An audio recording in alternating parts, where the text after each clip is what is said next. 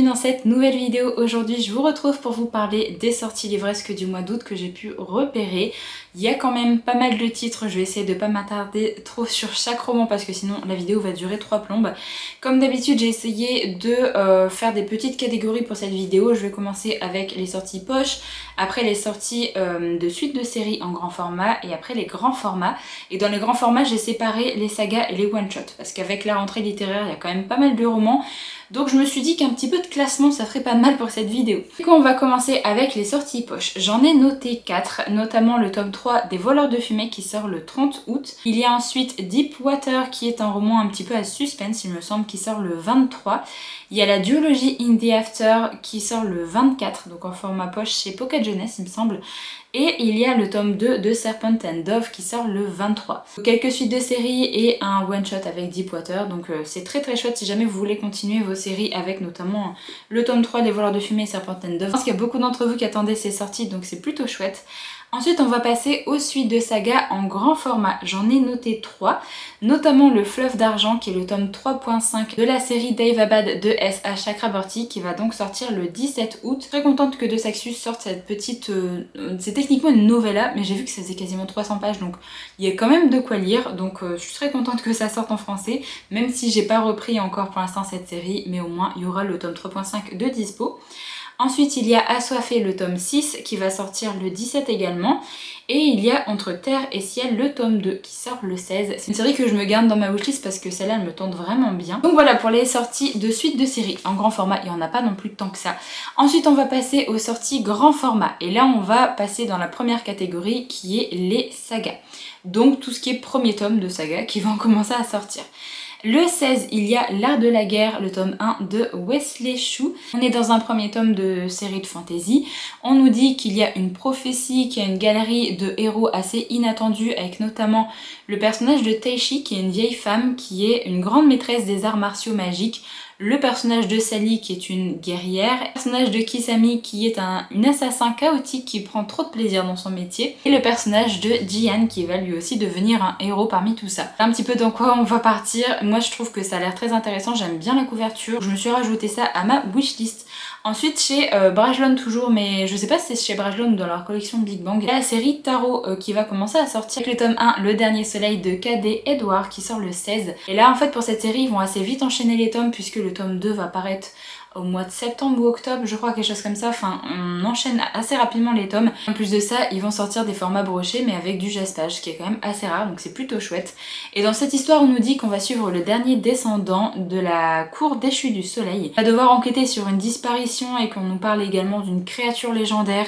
Franchement, ça a l'air très chouette, donc je me suis notée, en plus de ça, j'aime beaucoup la couverture. Ensuite, chez De Saxus va sortir Ses Promesses Maudites de Lexi Ryan, ça va donc sortir le 24. On a très souvent comparé cette série à Cotard, donc je suis assez curieuse de savoir un petit peu de quoi ça parle. On va suivre Brie qui est une voleuse extrêmement douée et qui déteste plus que tout au monde les faillis. Sa sœur va être vendue au roi de la cour de la lune et Brie va devoir aller dans le royaume de Féerie pour la sauver en passant un pacte avec le roi, et elle va accepter de voler 3 puissantes reliques magiques à la cour du soleil pour essayer de libérer sa sœur. On part clairement sur de la romantécie et j'ai trop hâte de lire ce livre-là. Il me semble que c'est une duologie. Donc voilà, j'ai vraiment trop hâte, en plus j'aime beaucoup la couverture. Ensuite on reste dans de la romantécie avec The Night and Its Moon, le tome 1, C.G. Paper qui va sortir le 30 août. Dans cette histoire on va suivre Nox et Amaris qui sont de sang mêlé, à moitié failles et à moitié humains. Ils grandissent dans un orphelinat et font la promesse d'un jour vivre ensemble loin de cet enfer.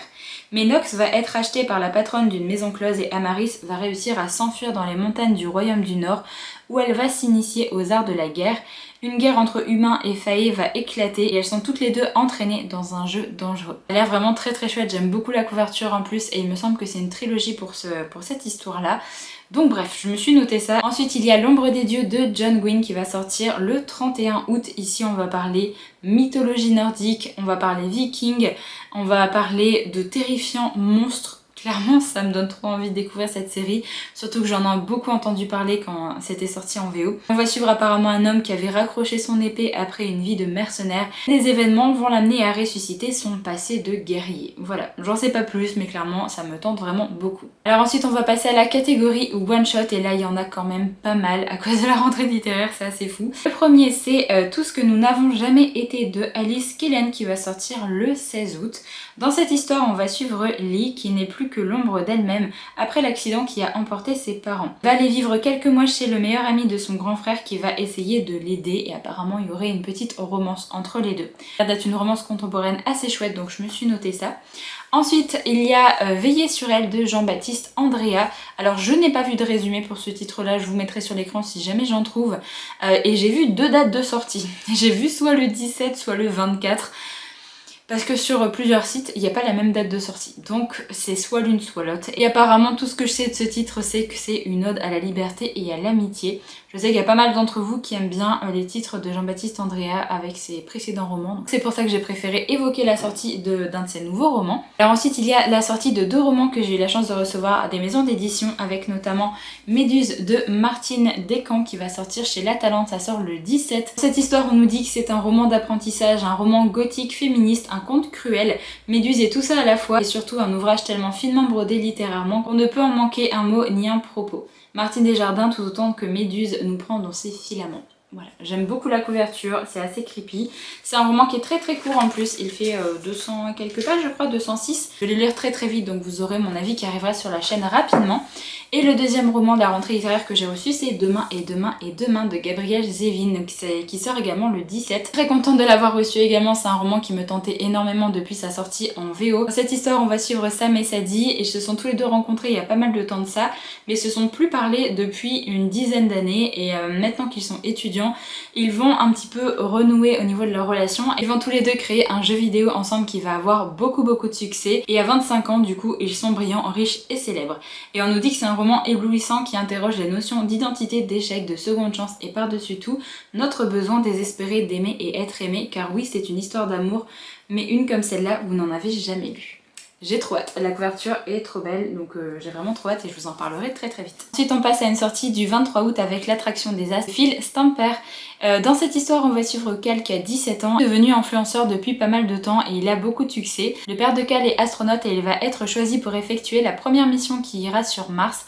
Toute sa famille doit donc déménager de New York à Houston. Il va faire la connaissance d'un jeune garçon après son déménagement là-bas et il va avoir une petite romance qui va s'installer. Il a eu pas mal passé quand il était sorti en VO, donc forcément ce titre-là m'intrigue pas mal. Alors ensuite il y a un roman de Shea Earnshaw qui va sortir le 23 août qui est A Wilderness of Stars. Ici on va parler de Vega qui est la dernière astronome et qui va quitter sa vallée pour trouver l'architecte, car elle a aperçu 2 étoiles jumelles dans le ciel. C'est pas plus pour ce roman, je trouve que le résumé est assez énigmatique. L'autrice a quand même pas mal de succès. C'est pas forcément un roman qui m'intéresse plus que ça parce que j'avais été un petit peu déçue par rapport à ses écrits, mais je sais qu'il y a beaucoup de personnes qui adorent cette autrice.